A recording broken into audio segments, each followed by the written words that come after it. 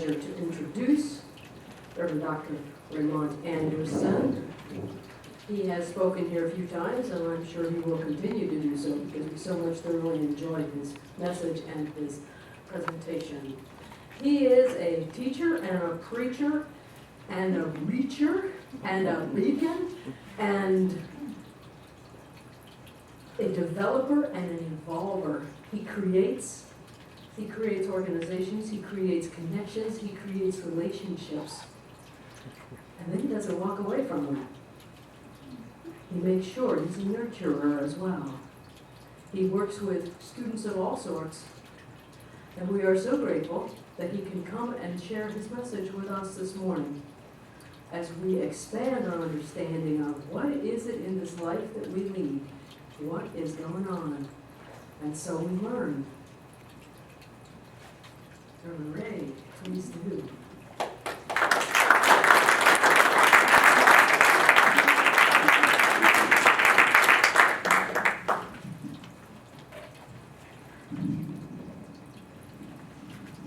So how is everyone today? Woo!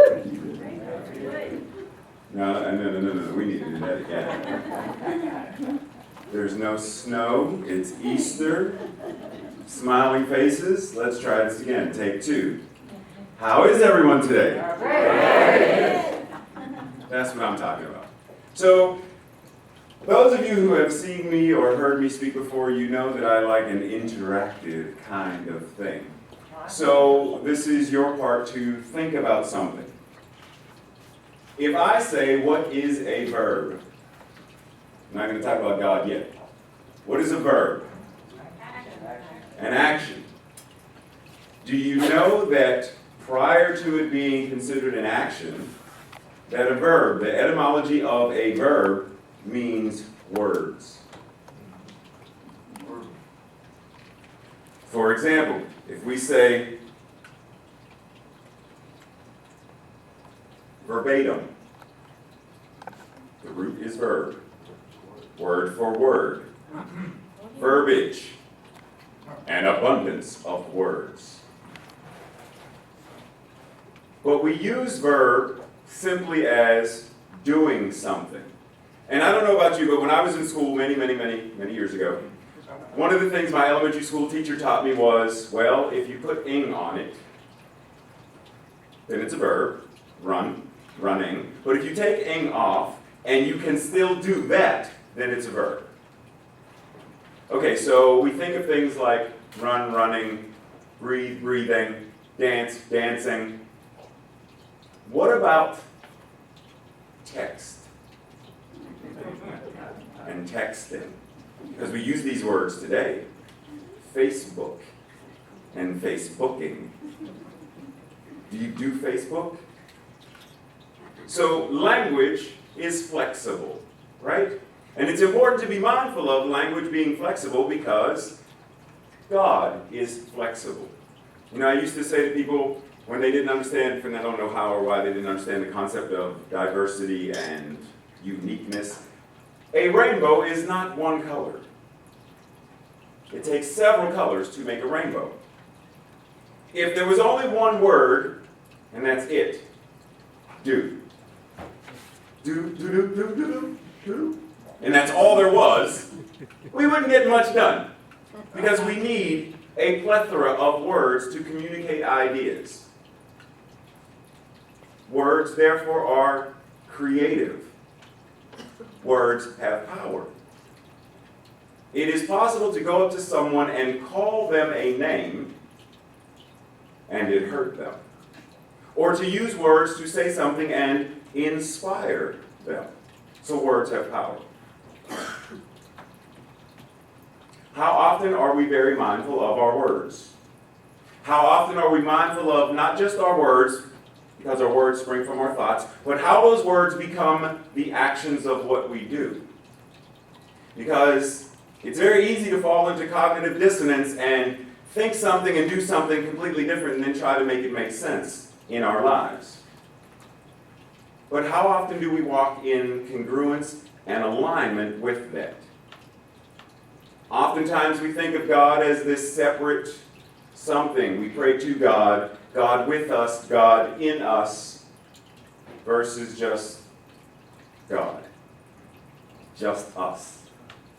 You know, we say things like praying to God, talking to God, as if they're two separate, right? But if you are talking to yourself, are they two separate or one? J.K. Rowling. Anybody know J.K. Rowling? Know who that is? Okay, so Harry Potter, creator. Every single character in the land of Harry Potter exists within the mind of J.K. Rowling. Within the mind of God, all of the characters exist. So it is not a stretch to think Dumbledore speaking to Harry Potter still being one, because it's in the mind of J.K. Rowling. Me speaking to Lori is still in the mind of God, because we know that the mind we use is the one mind. There's only one, right? But how often on any given day do we step into that? Because that's the challenge. You know, for example, today's Easter, right? And metaphysically speaking, there is no Jesus died on the cross stuff the way traditional fundamental Christian believes for us. And yet, metaphysically, what have you put in the tomb?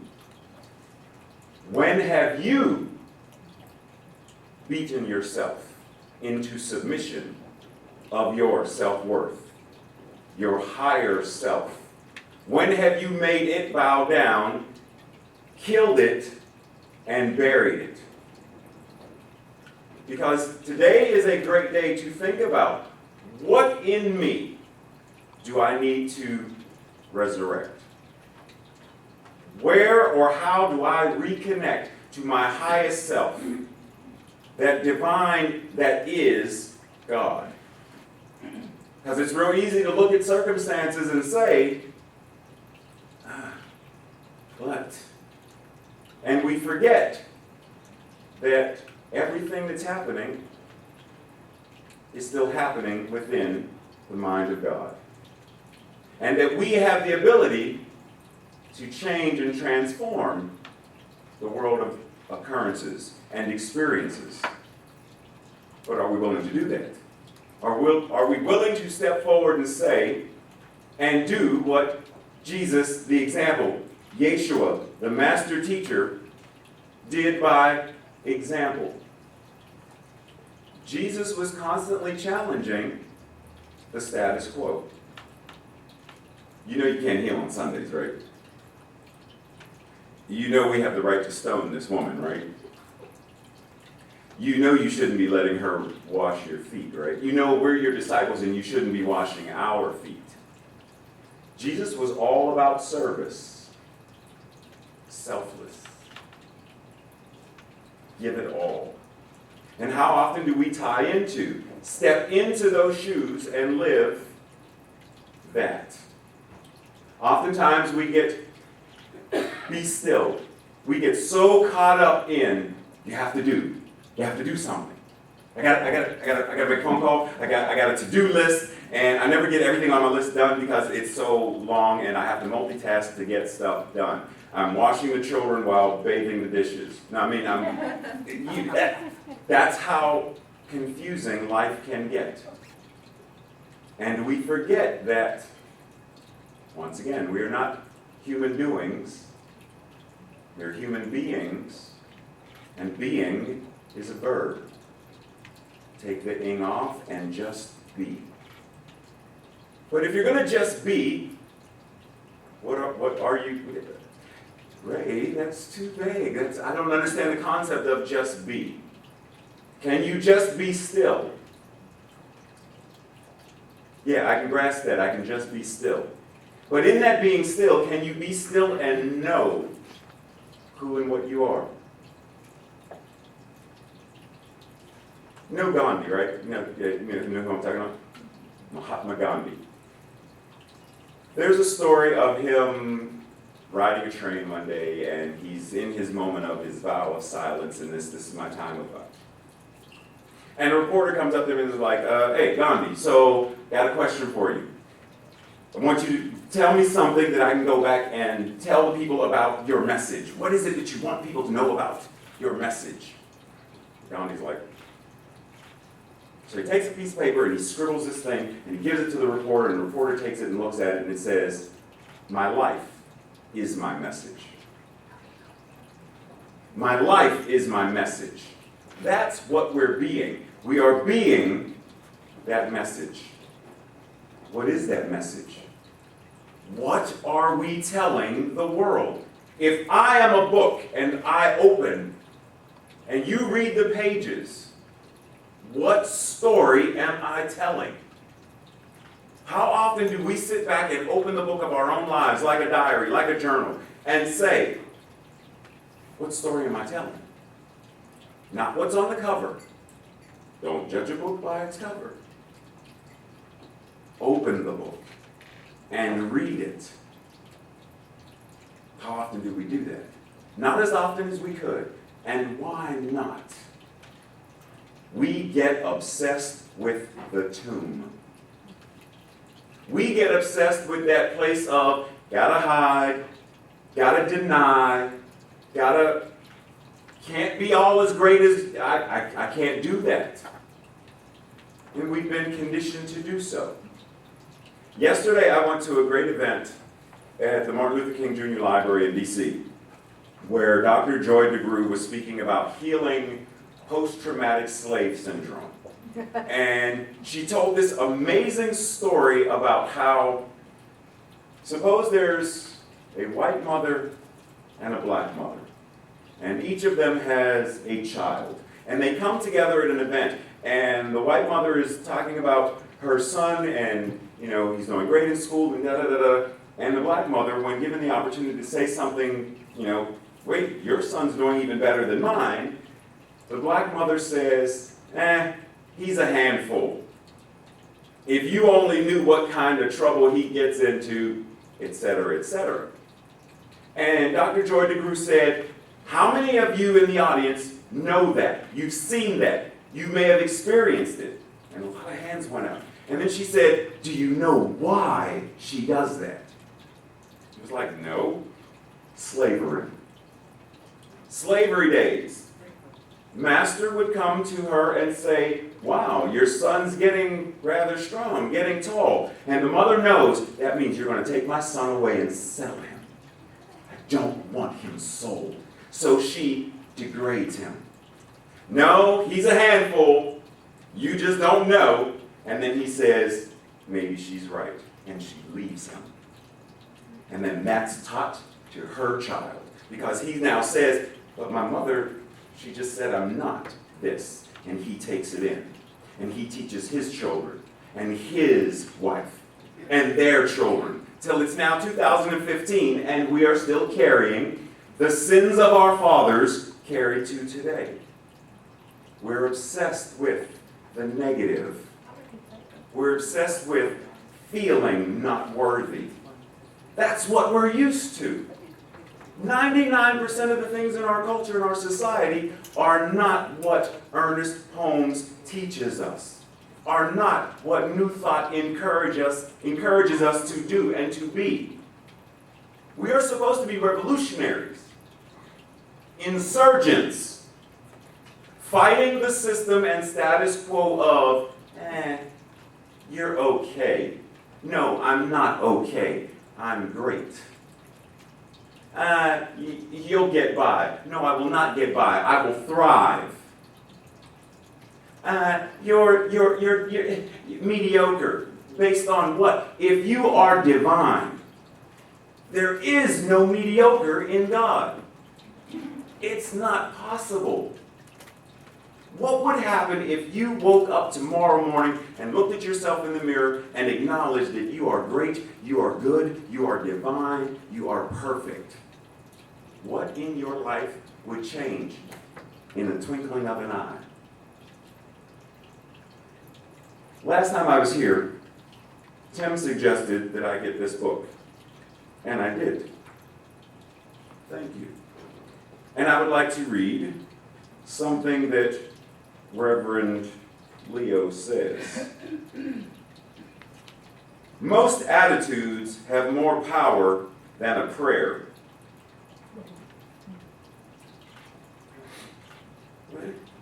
Most attitudes have more power than a prayer. What you believe most of the day is likely to have more power than what you try to believe for 15 minutes a day. Your reactions to life are indicators of a belief system that is already within the subconscious. It is thinking its way up into your conscious awareness and comes out as a reaction. When you react negatively, you are dealing with a fundamental belief. If you want to experience more, you must become more. You want to be or have abundance, you have to be it. You want to have, experience health and well-being, then you have to be it. You want loving relationships, then be. What was in the song? You have to be it first. And not out here in the land of doing. I'm not talking about doing stuff. I'm talking about what's going on in here and in here. Today is a great day for us to step forward and say, I accept the challenge to be all that I can be. And not just all that I can be. All that I am destined to be. All that I desire to be. And all that I deserve to be. I don't deserve to be sick. I don't deserve to be poor. I don't deserve to be lonely. I don't deserve to be ashamed. I don't deserve to be an outcast. I don't deserve that. No one does. It's time for us to say, yeah, I agree.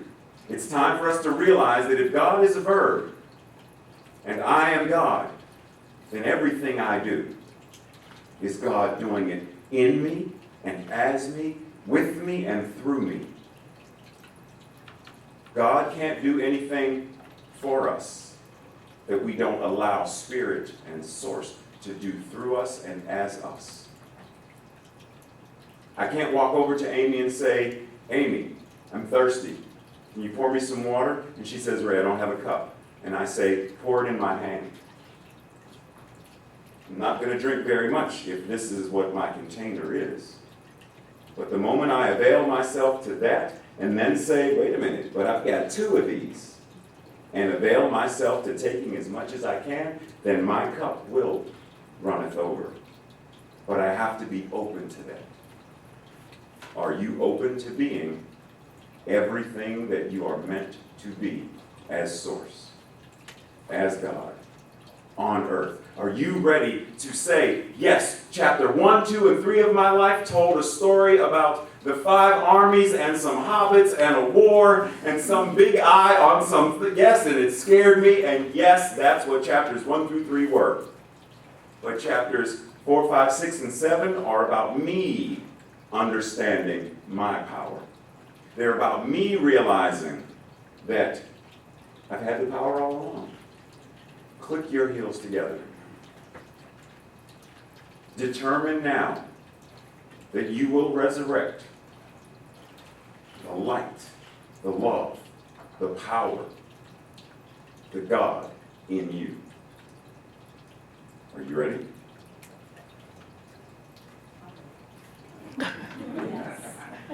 Yes. Now, we say yes. To whom much is given, much is required. If you say yes, then mean it.